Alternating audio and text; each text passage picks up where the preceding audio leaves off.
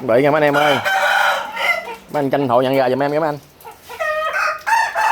Thì anh đánh điều nè, điều này không máu Việt, cái này mình đá cũng mấy cái rồi, đấu lấu chơi rồi anh em ơi.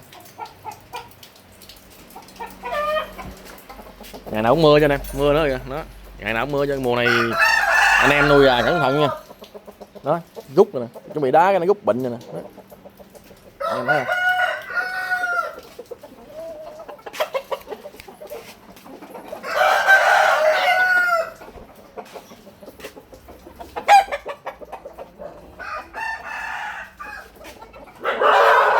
Đồ hiệu nha anh em, thấy vậy tê lắm. 2950. Cái này nhỏ lớn mới sổ mà khôn khéo, lá từ chân anh em. Em coi clip sổ này lại coi. Khôn.